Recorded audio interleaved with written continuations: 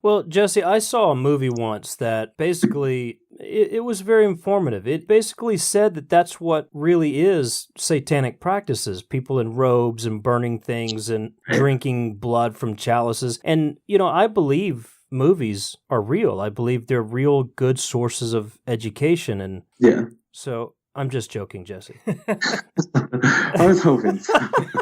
Jesse was like, you are going off the rails. He does that quite a lot.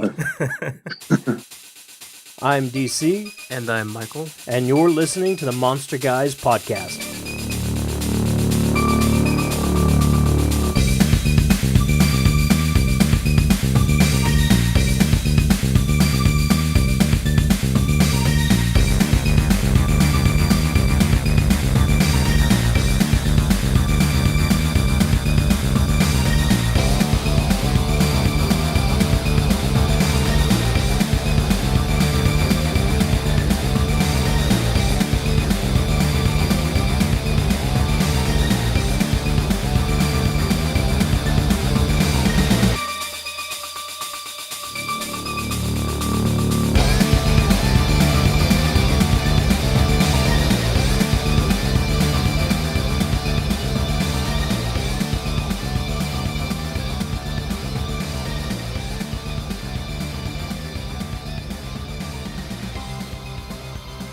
Welcome back to the Monster Guys podcast, everybody. We have Jesse Fivecoate with us from Encounters Podcast. Last week, we had his co-host and partner in Encounters, Ellie. Everybody remembers Eleanor Haskin last episode, and then our episode from Strange September with her. Back in September, Jesse was ill and wasn't able to join us, but we've got him now. We tracked him down, we hunted him down, and we've captured him, and we have him bound for like the next hour, I think, so that he can't get away and can't get sick again. So, Jesse, welcome to the Monster Guys podcast. How are you doing, man? Well, thank you. I'm doing great now. I'm really happy to be doing this finally. Yeah, Ellie said that she had so much fun when she did it last time, so I'm excited to do this. Well, and I'm interested to dig in a little bit about the relationship between you and Ellie, kind of secret, juicy stuff. Yeah. The gossip behind the scenes, and we won't tell anybody. We'll get into that in just a minute, but tell us a little bit about you, because you also teach at University of Indiana, if I'm not mistaken, and you partner with Ellie more than just on the podcast, but we'd like to get to know you. So who is Jesse? Yeah, I'm a PhD candidate in folklore at Indiana University, like you said. I teach different courses I've taught since my second year of grad school there, so this is my fourth year teaching. I've done different classes on folklore and the supernatural, urban legends, American folklore, world folklore, and now introduction to folklore. So specifically, the stuff that I am interested in, the stuff that I research, are ghost narratives. And my dissertation looks at ghost narratives in Northern Ireland and how they're told today to kind of work through cultural trauma and social memory of the Northern Irish Troubles. Jesse, that sounds intense. And translate that to everybody listening. Can you kind of break that down for us a little bit? I know we're going to talk about secret societies, the Illuminati, conspiracy theories here in just a moment, but that's very interesting to me. Ghost narratives, and particularly within the context of trauma, I think is what you said. Yeah, so from 1968 to 1990, there was an episode of, pretty much civil war in Northern Ireland. It's referred to as the Northern Irish Troubles. A lot of casualties of civilians, of paramilitary groups, and of official military. And so there are a lot of ghost stories that come up from this, of these really tragic deaths resulting from this conflict and the ghosts that are there, from bombings to shootings, people being disappeared. And so I'm interested in the ways in which people tell those stories now to talk about that history that is so ever present. It's just below the surface, but it's still there. So what do these ghosts tell us? Why are these ghosts still here? And why are people still talking about them and experiencing these ghosts? And yeah, I look at it through cultural trauma. So how are people trying to work through this or to remember this very violent history? I do hope you're writing a book on this topic soon. Yeah, it will. After I finish my degree, this will be my first book. So. Okay. Well, and I'm going to ask you the no-no question. And of course, yeah. Ellie talked about this, how everybody asks, any folklorist. And of course, we get this question all the time as the Monster Guys. But do you really believe in ghosts? Do you believe they're real? So I'm sure I'm going to say something very similar to Ellie. The question of if I believe or not is not an important one to me. Ding, I'm ding, interested. ding. You just said the exact same thing.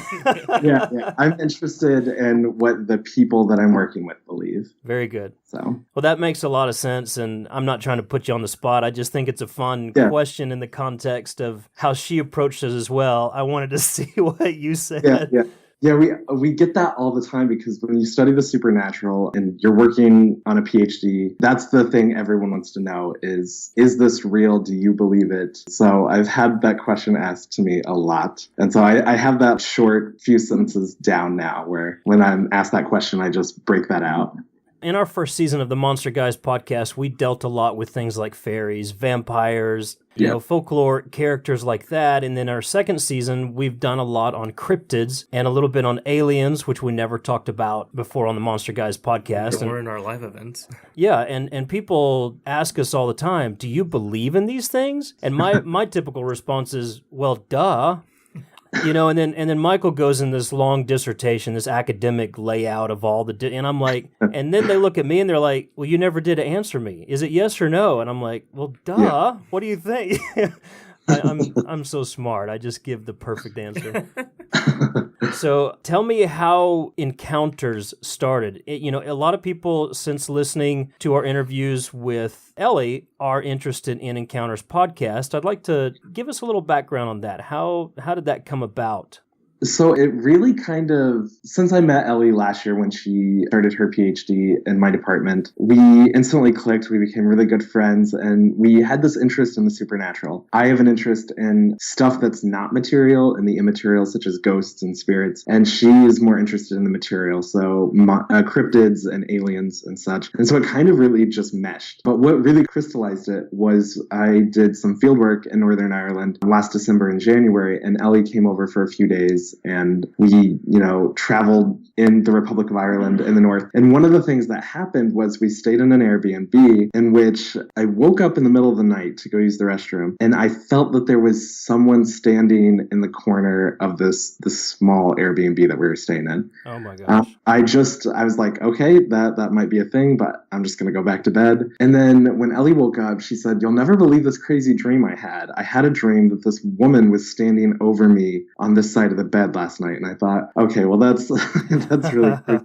So I told her what I had experienced, and then as we're talking about it, we just it smells like something is burning, like something's on fire. Wow. And so we jump up and we check because we had done laundry. And so all of our laundry were on the radiators. So we wanted to make sure that we weren't accidentally setting this place on fire. But as soon as we stopped talking about whatever this thing was that we both saw, the smell was gone. We didn't really think about it too much other than the fact that we were like, okay, when we're in this Airbnb, we're not going to talk about it. So when we get back to the States, we were talking about it more, talking about experiences that we had before that. And then Ellie had the idea, let's do a podcast. So that's the very first episode, is telling that story and telling some other experiences that we have. Wow. And then we kind of move from there and do things that we've never experienced, that we've never thought about academically, but it's a great way to kind of inform our own research by preparing to do episodes on things like fairies or whatever. We just kind of dive into it and then learn something about that thing for that episode. Yeah, definitely. Encounters, we cross similar topics from time to time, I have found, but your approach as academics and as folklorists that are working together in a university setting, in a research context, is I think what makes it really appealing and very interesting to listen to. And then, of course, that subtle tension that exists between you and Ellie. And everyone, and I told Ellie this, but every once in a while, I think you guys are going to tee off against each other, and then it's like, no, we're professionals. Let's do this civilly. And then I think every once in a while, you guys should just duke it out and just let it go. I mean, we could try that. We haven't tried that as a tactic, but it might work. It might actually up the listenership too. Who do you think would win if you guys just went off? Do you think you could beat Ellie, or do you think she'd take you down? I honestly don't know. She's very scrappy. Yeah. And she does that thing with the rings or something. Yes. That exercise where she's like, I don't know what you call it. What do you call it? She does Pilates. Well, no, the other thing where she's like up in the air and rings and curtains and stuff. Oh. Yeah, she does aerial silks and the lyra, the hoop. Oh, that sounds very nice. Aerial silks and the lyra. And I'm like, circles and curtains. No, but that's what it is. That's what it is. Okay, so, you talk about your experience in that time in Ireland. You've also talked about on the show, and I think even most recent episode, or maybe a second one back, about how you guys felt where you record might be haunted because you've had stuff happen there. So tell us about that. Yeah, so for a majority of the episodes, we've recorded at Ellie's house in her kitchen. And so from her kitchen is haunted. It might be. That would explain a lot. Ellie's had, I don't know if she brought this up when you talked to her last week, but she's had a number of experiences in that house that she's living in. Being woken up in the middle of the night by like hearing footsteps and like feeling something near her. So in all honesty, that kitchen might be haunted. The most recent kind of weird technical thing that has happened is we recorded at the folklore department at IU in the doll room. So this is a collection of dolls that was donated to the department by one of the staff members that used to work there. And she collected all of these dolls. So when professors and students would, travel to anywhere doing their research, they would bring her back these folk dolls. And now that collection of more than 100 dolls sits in this room. And we decided, okay, this feels like it has a pretty good sound quality to it. Yeah, I bet. So we were going to record in there. But after the recording, we couldn't use any of the material because it was just staticky and like high-pitched noises. So we have to re-record that episode. Yeah, I remember you guys tweeting about that, I think, about the static and the fact that you had to re-record. Listen, man, I mean, just from a pro to a pro, don't ever record a podcast in a room full of dolls. Yeah. Especially haunted dolls that are brought back from all over the world. Yeah. It was creepy, before knowing that the sound was all messed up. It was really creepy because how we had them set up, this one doll was like right in my face the entire time. And it's like cold, dead eyes were just staring at me. So I probably should have known then that we should have just scrapped that and tried somewhere else. I don't think that would have even been an option for me to start out with. Yeah. Jesse, what I need you to do, Jesse, is I need you to get a picture of that doll that was staring you down up close and send that to us because we need the experience that you had. Yeah. Oh, absolutely. Okay, one other question about you personally before we jump into the rest of the topic. Your name. Can you give us the history of your name, Fivecoate? Because it sounds like you're the type of person that I need to charge into battle with. Jesse Fivecoate. It's epic. It's like fantasy epic. So what's the history on that? Yeah, I think it's a really good folklorist name. It is. It's perfect. I really like that. It's actually German. So when I meet a lot of people, the first question that they ask me about my name is if it's Native American, and it's not. So I had family that moved from Germany to England, and that's where it became like the standardized Fivecoate, and then came to America. So it's actually a pretty like boring, just regular history of a name. But yeah, I love my last name. I think it's a really good one. It's awesome. And what I'm gonna give you a little coaching here from pro to pro. I need you to build a story about your name. So you don't have to say it's just a regular old boring name that came over from build this epic story that you can tell people and really just leave them in awe when you walk away. Yeah, I can do that. Right? I think that would work, don't you? Yeah. Especially as a folklorist. I mean, hi, what do you do? I study ghost narratives and the cultural trauma in Northern Ireland. What? Wow, what about your name? Let me tell you about my name. It's you just leave them wanting more. Yeah. I think it's perfect. Michael Jesse thinks I'm an idiot. He wants to get off the phone with us right now. No, I'm having a great time. This is really fun. We just try to have a little bit of fun, on the Monster Guys podcast. So many of folklore and and mythology and history topics people try to give a college lecture about, and it becomes very dry. And we just want to bring it back to life again. Right. And I think that is the best way because folklore can be so exciting. And, like you said, when academics pick on a point, they can just kill all of the fun with it. But especially supernatural traditions and stuff dealing with belief can be so much fun that we need to it can be intellectually rigorous, but also fun at the same time. Yeah, So absolutely. I think that's something that we strive for on Encounters, and hopefully we achieve that in moments. I'm not really sure, but we always try to have fun with it as well. No, I think you do. I think you guys have a very personal approach, and I'm saying this for the benefit of our listeners, because I do know that some of our audience has already gone to check you guys out or have talked about checking it out, and that's kind of a goal here, is to share and share alike. And I think for our audience, a lot of people that listen to us enjoy that level of, like you said, intellectual rigor, but at the same time, very personable and fun. And I think you guys accomplished that very well.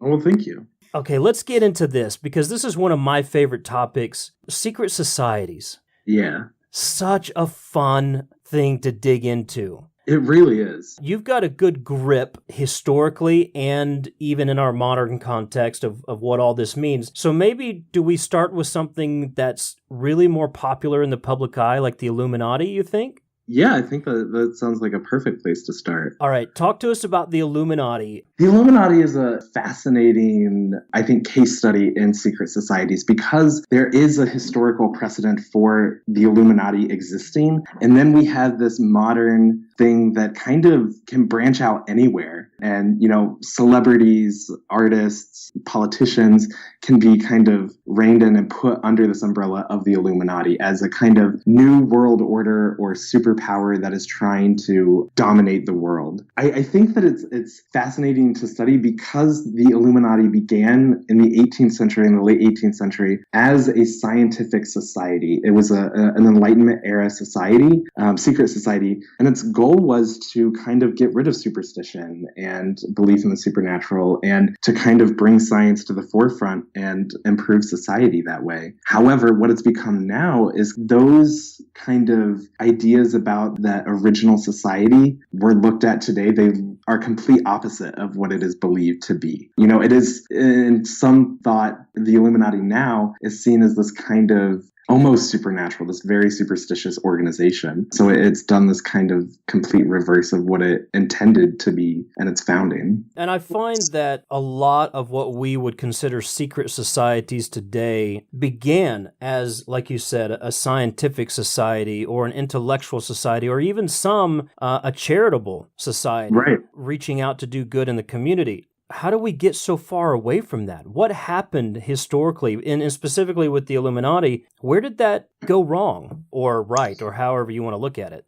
Yeah, so as a folklorist, my first point would be conspiracy theories. And these are stories that circulate about unknown entities and actors, often governments or the elite, the super rich, that are doing things behind the scenes that average ordinary people can't see, but it's somehow affecting the lives of those average ordinary people. And so we have these kind of stories, these narratives that we tell about things that are out of our control. And sometimes we put that responsibility on others, like I said, politicians, the super elite, the super rich. And we think that, maybe we can't see them doing these things, but maybe they are kind of running everything behind the curtain. So we fabricate a lot of what we believe to be secret ourselves. Yeah, in part. And, depending on who you're talking to and the evidence that they offer up, a lot of times these things aren't so out there. There's conspiracy theory in terms of the government running experiments on vulnerable populations, African Americans, say, in America, or that the conspiracy theory that the government blew up the levees during Hurricane Katrina. But when you look at that in a historical context, this makes a lot of sense when you think about the ways in which African Americans have had experiments done on them, the Tuskegee experiment with syphilis. And it's not so out there that maybe there are particular groups that have been and continue to be targeted by secret societies or just large powers behind the scene. It kind of reminds me of in Japan when it was found out, I think it was during World War II, that a lot of human and animal experimentation was going on behind the scenes. A lot of outrage came out after that. But all of this actually reminds me as well, of old weather folklore, how people would oftentimes Yeah. kind of give character or human characteristics to extreme weather or different seasons to explain why they were dying off in the winter or why the world was so harsh. Yeah, it makes sense. As humans, we understand how humans, or we like to think that we understand how humans work, but the natural world is not human, and so we want to put familiar language to that. And one way is to anthropomorphize it. Another is to say, well, there are powerful people and they have more influence than what they let on. And so maybe they're working together to do things that have, great impact on us. Secret societies, as we just pointed out, started as scientific, often Enlightenment era things, but the history of science and medicine, medical science, has been one that exploits people to get to greater truth. So we do have this kind of knowledge about, medical science is not one that has always been a caring profession, or at least not caring to all humans. And so that's how those thoughts were advanced and evolved, was by using people to achieve greater means. And so I think in part that might be a part of why we think about secret societies, why we're fascinated with them, and why often people think it's plausible that they exist. Yeah, so it's not too much of a stretch for us to believe that there are indeed some mysterious, perhaps some nefarious things that are going on behind the curtain, so to speak. Right. Because just historically, and I don't even think historically some of that with medicine and science and even the societies were necessarily done in secret. It was open. Yeah.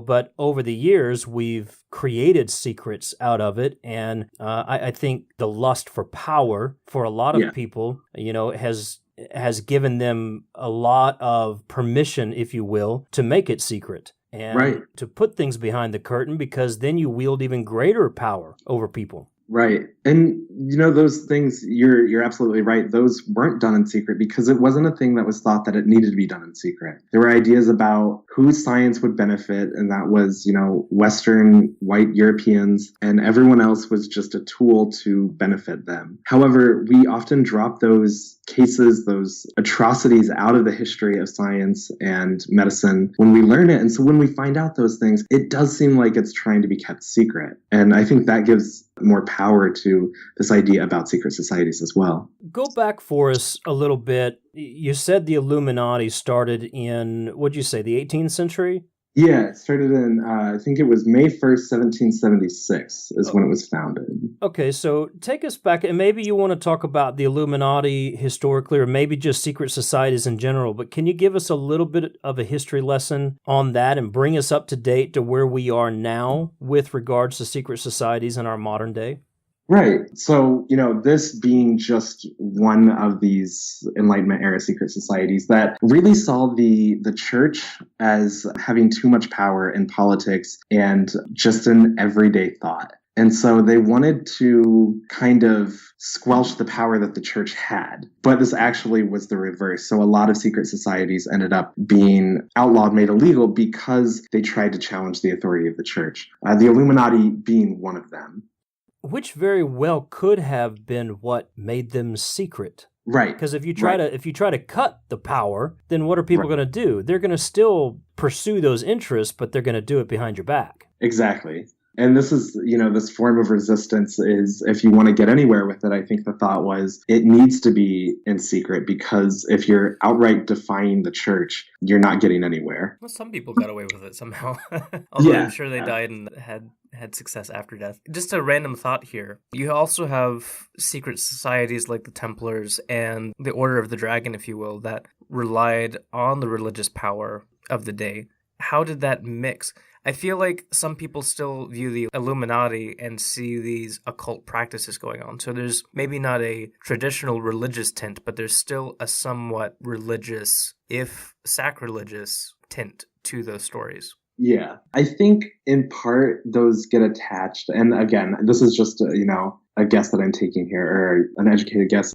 Because it's done in the secret, we often, done in the dark, these secret things, we have all of these legends and rumors attached to like satanic panic and things that people do when they're doing them. So the Bohemian Club which is a secret organization, fraternal organization in California that annually holds a retreat at Bohemian Grove, I think for a couple weeks. And Richard Nixon has been a part of it, and Dick Cheney, and, all of these influential men in American politics. And one of the things that they do is the ceremony of, it's some sort of ceremony that opens up this event in which they put on cloaks and there's a giant bonfire and they burn an effigy. And, when you see that image, we have this popular image of, satanic practices or of witches or, and that's, I think, where the occult aspect comes in, is that we're mixing all of these different kind of models of, all right, this is what a secret society is. This is what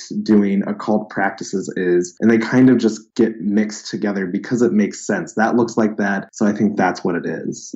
Well, Jesse, I saw a movie once that basically, it was very informative. It basically said that that's what really is satanic practices, people in robes and burning things and drinking blood from chalices. And, I believe movies are real. I believe they're real good sources of education. And yeah. So I'm just joking, Jesse. I was hoping. Jesse was like, you are going off the rails. He does that quite a lot.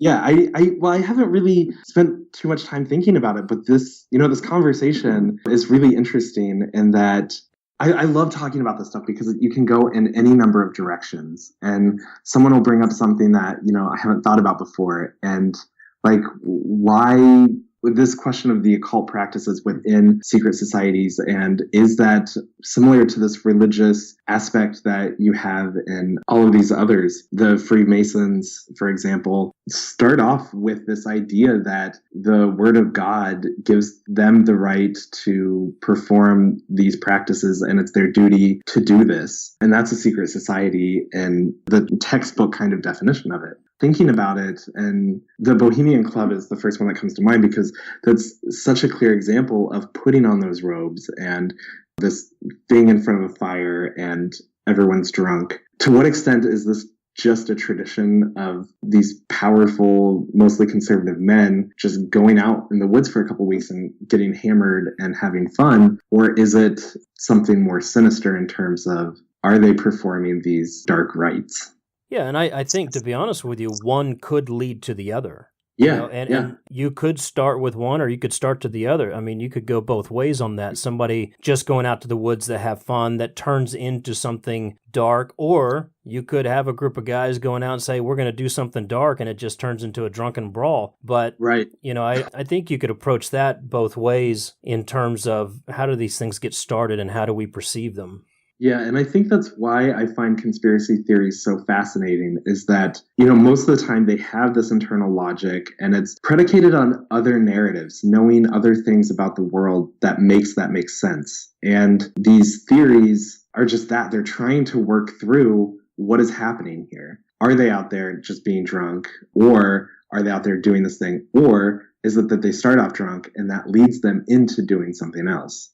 Well, then you also have very strong statements that, whether historical or accurate or anecdotal, come to the front sometimes. I think it may have been Weishaupt, or it may have been another one of the founding members of the Illuminati. But one of their personal statements, which I believe is still viewable in some museum, talks about how they would bring together the Christians and the atheists and then destroy them in one fell swoop. Right. And it's kind of this very, whoa, that's pretty strong stuff to say. Yeah, and that's, when you find those documents, it leads credibility to this thought of, this isn't just a group of friends just hanging out. They're up to something that is important for us to understand and to, bring to light. They can't be secret, because if they do, they pose a threat to society as we know it and to the way that, our own personal ability to be free. Yeah, and I've got to wonder, and this kind of flips the whole conspiracy. Maybe it adds to the conspiracy, but how much of what has happened historically, for instance, this guy writing a letter, we find it in a museum, how much of that do you think is somebody getting together and saying, hey, let's write this really weird letter and just leave it for somebody else to find and see what happens? Right. And there was nothing to it in the beginning, but we've created something grand and mysterious and exquisite from that joke. essentially. Yeah. I mean, honestly, this could be an 18th century troll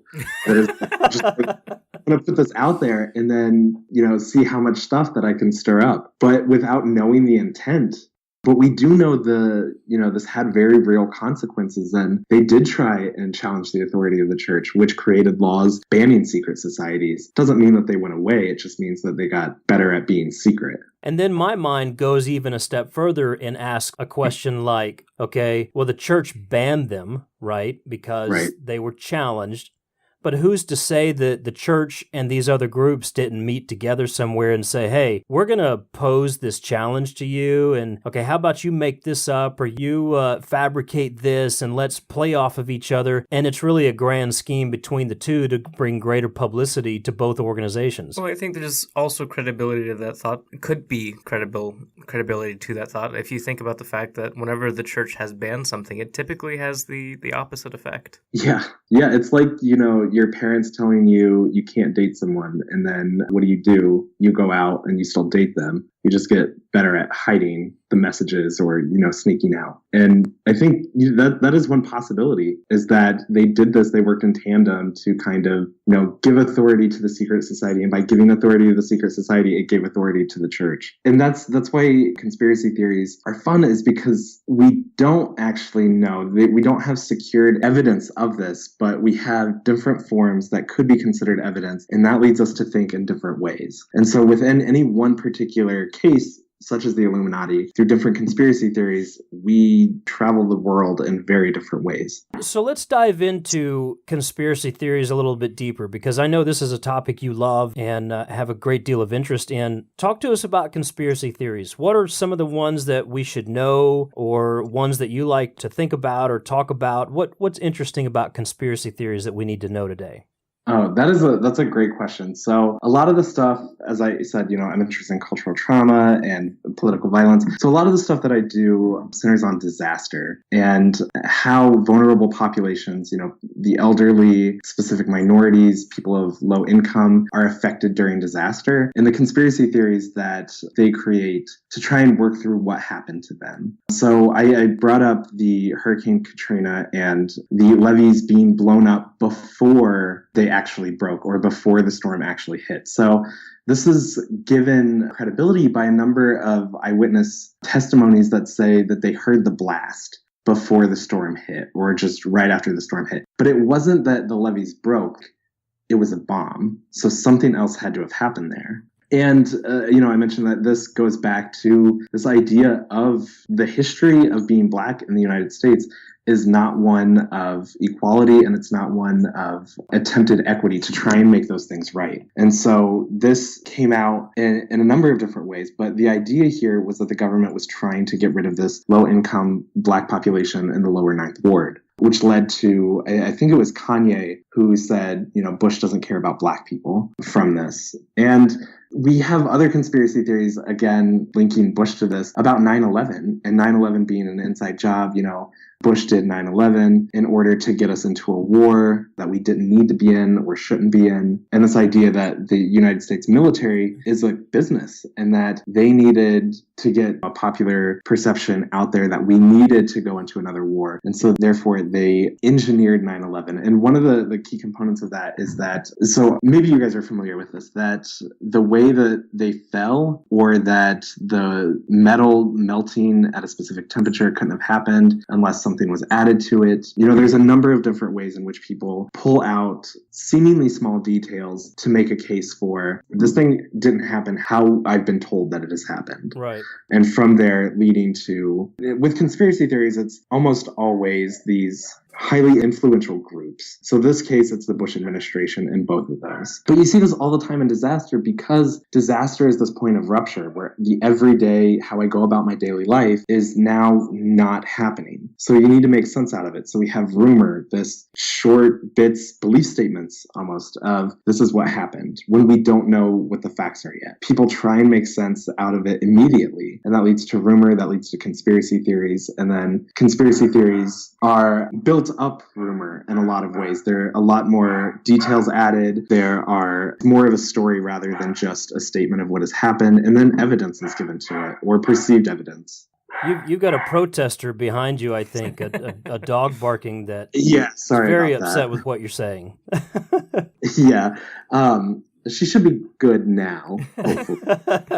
It's all good. Sorry. It's fun. With regards to conspiracy theories, and I'm going to bring it a little bit more current, I think, and correct me if I'm wrong, but it seems like we've got two major topics that always swirl at the center of these theories and the resulting actions, whether it be a small group of people or an entire nation, but race and religion always seem to be at the center. What else do we look for in conspiracy theories, or those two driving elements that really kind of control a lot of what we hear and see with these things? Yeah, those are really common topics that come up in conspiracy theories. I'm trying to think kind of along the same lines as religion is this kind of governmental, I don't know how to say it, this almost like intent to correct things that they see wrong. And often in America, that comes up as race. So we have this history of eugenics, of sterilizing populations that weren't seen fit to reproduce, along with that being African Americans. And this idea that this government that, at least in a democratic society, that you have voted for and it's supposed to be one that you can change, through these conspiracy theories, it's acknowledged that you don't have much control with what they do, but they can do whatever they want. And so I think in a lot of ways, this goes back to this kind of tension between the Bavarian Illuminati, that first Illuminati group, and the church. But I'm looking at, the ones that I'm most familiar with are about disasters, and that comes up a lot in the mishandling of disasters post the event. But it's a lot of times always made about race. Yeah. And then, if you want to circle those wagons on that particular topic, a lot of that stems from a very subjective and very often misinterpreted view of religion. Yeah. And putting those two things together in context is a war unto itself. And then it's just like, hey, let's, as the government or as a protest group or as something else, let's just take those two things and mash them up even harder and create an explosion. And I think that's where we end up in a lot of these theories.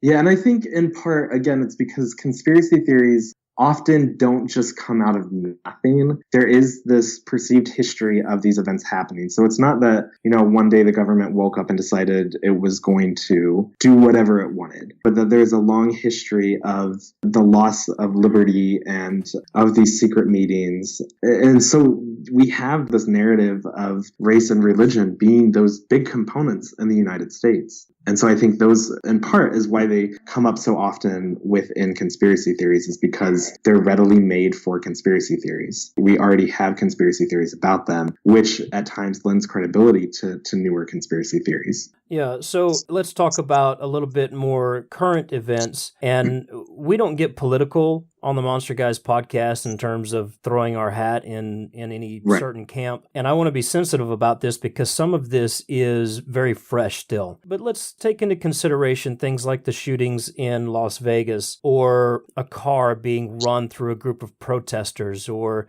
groups that are right now claiming that they're going to take down the government. There's a lot of that going on globally, but especially in the United States right now. How do we put that in context of what we're talking about here? What's driving that? The conspiracy theories that are coming out of these events are huge. What do we know about that right now in terms of folklore, in terms of history? What are we learning about our own humanity right now based on what we've seen these other events in times past? I don't know if I'm being really clear on that, but I think it's just a point of interest. All of these events that are happening right now, I think there's something very important for us to learn coming out of these events within the context of what's happened historically and how these things are created, and even from the standpoint of folklore and humanity. Right. It's a really interesting question. It's a really big question. Yeah, sorry, I tend to do that. No, that's fine. That's fine. I love big questions. What comes to mind is there's this kind of consensus among disaster studies scholars that we're living in a more prevalent, like our era now is defined by trauma and disaster. But there's a kind of, response to that it isn't really that there's more trauma and disaster. It's just that we know more about it now. We hear instantly when something happens, right? I get CNN or other news alerts on my phone as soon as something happens, whether it's a mass shooting, whether it's, a domestic terrorist attack. And we have people right there with their phones filming it, and you can see it. And it kind of, I promise I'm getting back to your point, but it reminds me a lot of when the Challenger exploded in 86. And this was seen as this national trauma because so many people witnessed it live or were able to witness it within a few hours of this happening, right? You're watching this shuttle take off, and then a little over a minute later, it just explodes. And what's happening there? You're seeing this thing, and how do you deal with that, seeing it firsthand? So I think in part, those narratives travel and become attached to these different things. And in folklore, we call those migratory legends, the ones that move from specific location to location, and then it becomes localized in some way. And so a lot of these conspiracy theories, I'm thinking in particular of after the Sandy Hook shooting, there was a conspiracy theory that it didn't actually take place, that those children and teachers weren't killed in this mass shooting, but rather this was kind of thing set up by the Obama administration to take away people's personal guns so that they could say, you know what, a bunch of kids died. We are going to take away everyone's guns now. And it's interesting to think about, again, with this idea that, there is historical precedent, and Australia, this happening in the 90s in Australia, which led to very, very strict gun laws, with a mass shooting at a school. And so I think once you see this over and over again with mass shootings, domestic terrorist attacks, those things, those narratives, those theories can become recycled and attached to newer things and modified to kind of explain what's happening in the particulars in this situation. Yeah, and I think you're right, and I agree with you, and I want to go back to a sentiment that you laid out there, that we know a lot. It's not necessarily that we're living in more trauma now or we're surrounded by more trauma, but we know more about it faster. We know about everything that's happening, and we know about it now. Yeah. I think one of the interesting things is if you go back to like the turn of the year 1000, what a lot of people don't know is that there was just this apocalyptic outbreak of panic and devastation and violence that people just went nuts because they thought it was the end of the world. It was the change of a new millennium, and we're done. Either Jesus is coming back, or the devil's coming back, or both of them are coming back, or we're all going to die, or something. There was a lot of that, actually more of that took place in that turn than what happened actually at the year 2000. But the difference is that we had so much more media covering, and we had so many more little, what I would call micro events that became big events, Y2K and all that kind of stuff. And we knew about it a lot faster, so it seemed a lot bigger. And now, it's like you said, something happens and we have 100 people on the ground with phones and cameras, and seemingly the news stations get a heads up when something's going to explode or somebody's going to get shot, and they're there before it ever happens. Right. So there's this immediacy and urgency of the panic that is fueling not just conspiracy theories, but the stress on cultures that seems to nearly be destroying groups of people right away. Oh, definitely. Yeah. And when you get that day after day and, hour by hour, that, like you said, it does seem like something else is happening here. Why isn't this an easy solution? Why haven't we fixed this? There must be something going on behind the scenes. There is also a flip side to that same thought. And I'm going to go back to our Monsters Among Us series.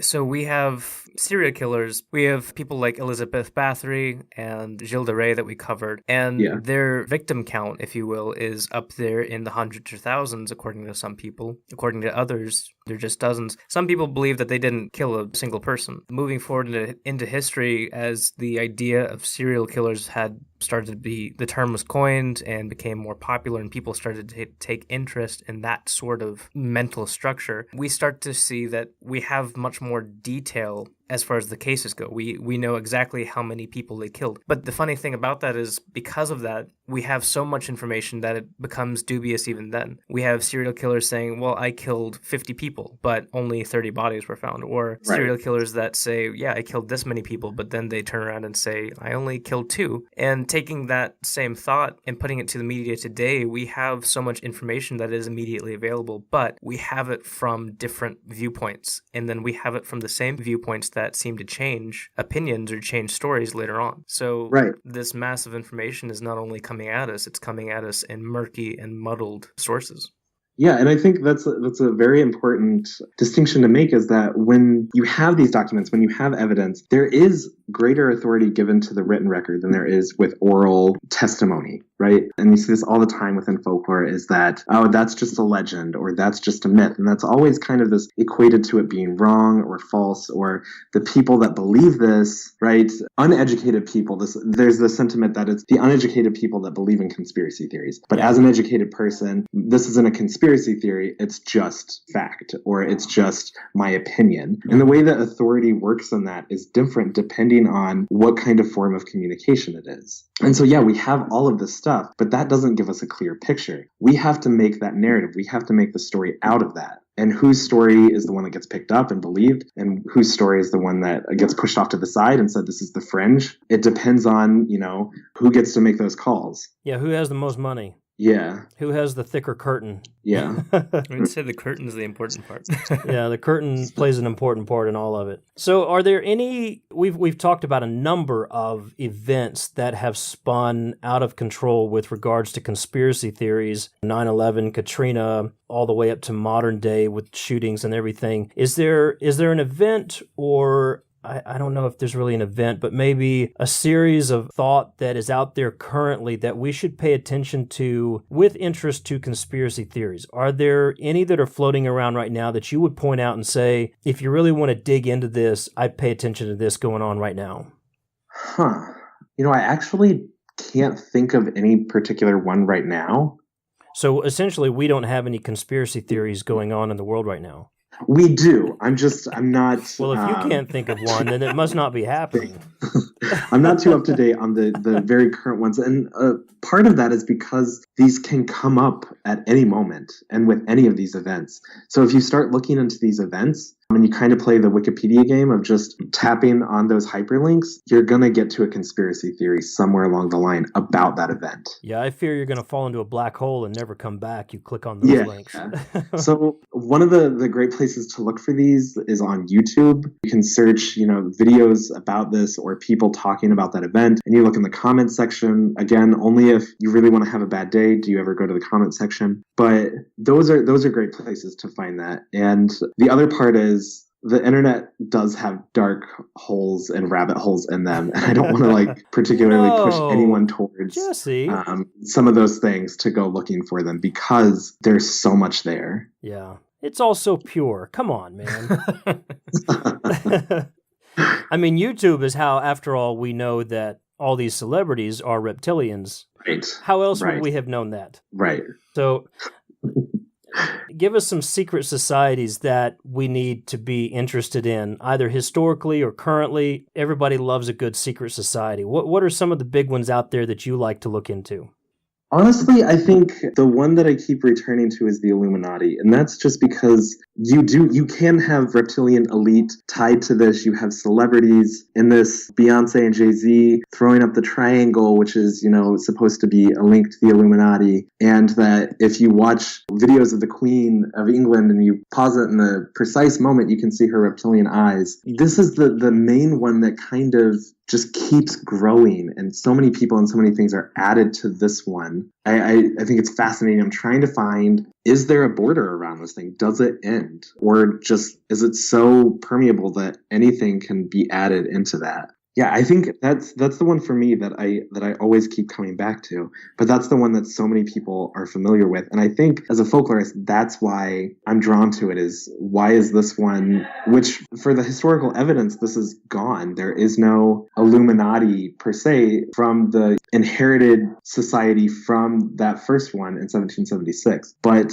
it's still very much alive in the popular imagination. Yeah, how do we have a society that began centuries ago, that started out as a scientific, intellectual society, become something that is what it is today? I mean, you talk about these celebrities throwing up their signs, and it seems like we've got figureheads in politics and everything in government that are associated with this, but it seems like the focus now is on the celebrity. You know, is that a smokescreen? Is it real? What are we dealing with here? How do we go from a science-based group of guys talking about cool stuff to celebrities throwing up signs and changing their makeup and putting out all these secretive videos that now people are spending more time interpreting videos and pictures than they are anything else? Yeah. In part, it's that history. The elite have done things to the non-elite for a very long time. So it's not out of the realm of possibility that these beloved popular figures are a part of that.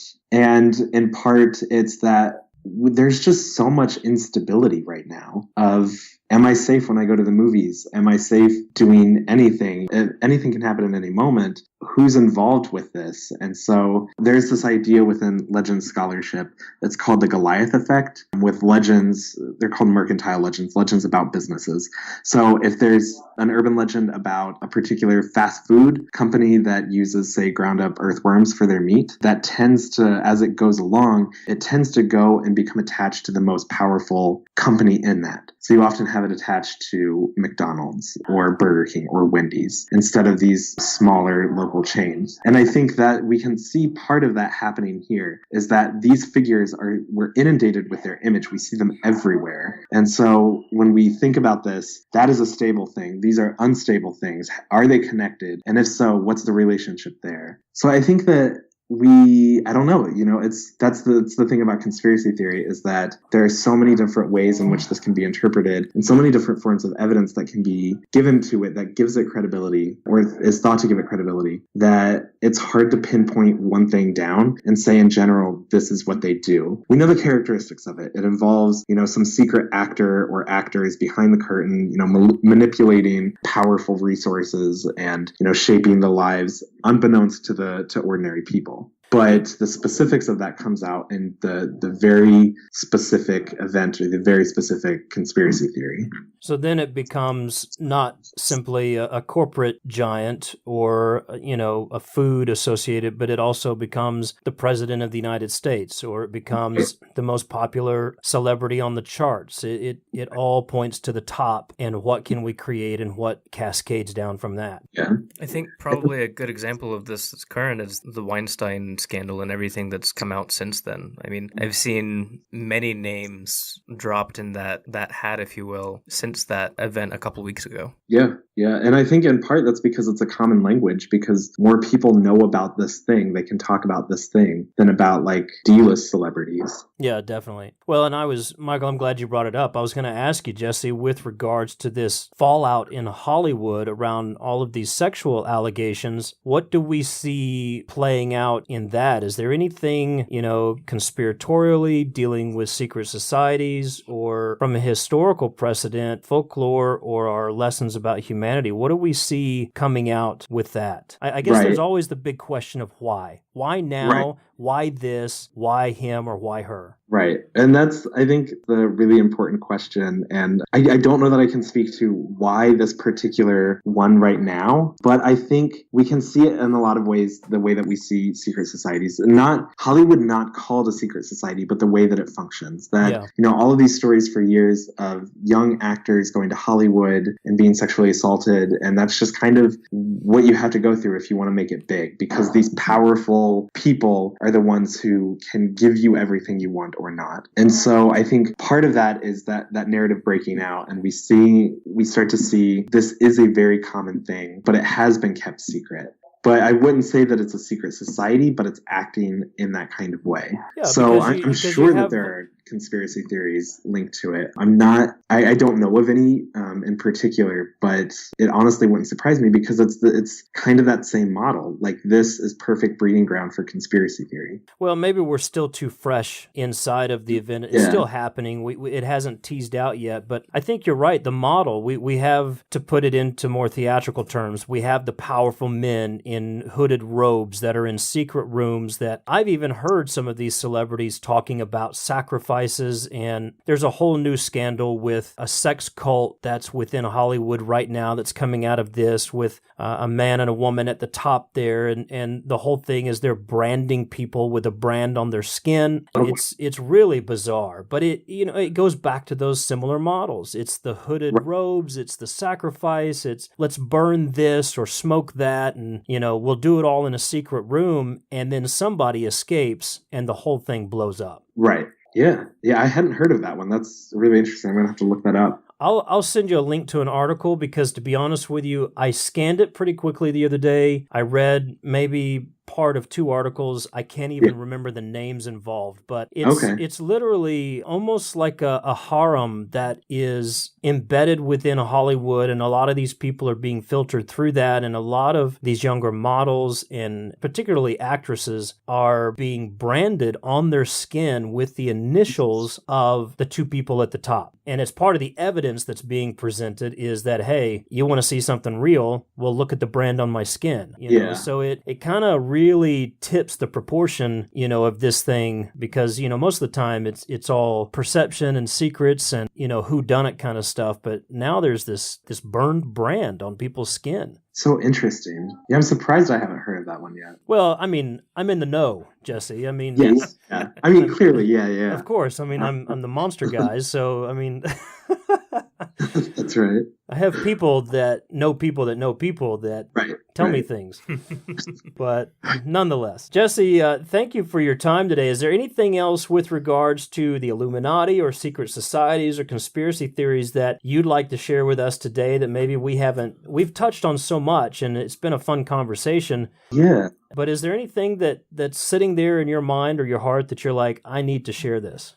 I can't think of anything other than just, this is why folklore is fascinating and it can be fun.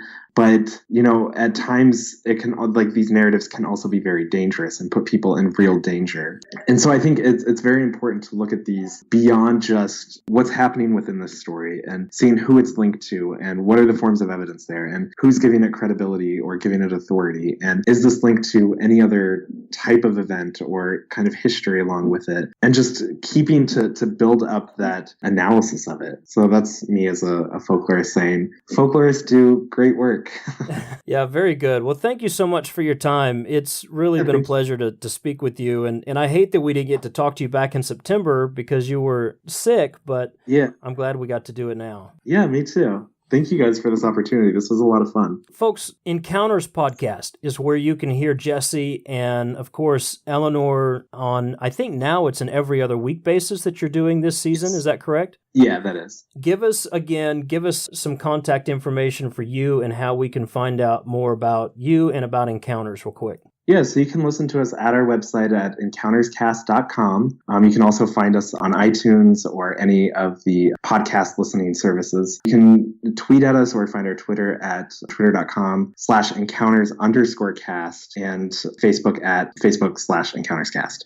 Very cool. Jesse, real quick, one other question. We are closing in on the holidays here. Yes. So what does a folklorist do for the holidays? Do you have any special or weird or crazy or fun things that you're doing for the holidays this year as a folklorist? As a folklorist, I don't have anything that I usually do, but this year Bloomington, Indiana always puts on a Krampus parade, and I'm going to that. Nice. So, yeah. Okay, so you don't have any deer heads or buffalo heads that you burn on the top of a tree or any dances I wish that you I do? did, but that's just kind of my, monthly thing that I do. So it's not really special for the holiday. I gotcha. All right, listen, be sure and get us a picture of that doll because we need to see what haunted the Encounters episode. And let me know if you need help taking care of those ghosts in Ellie's kitchen because you guys don't need to be hounded by those things. Awesome. Sounds great. Jesse, thanks so much. We appreciate it. You have an awesome week. You too. Thanks, Jesse. Bye.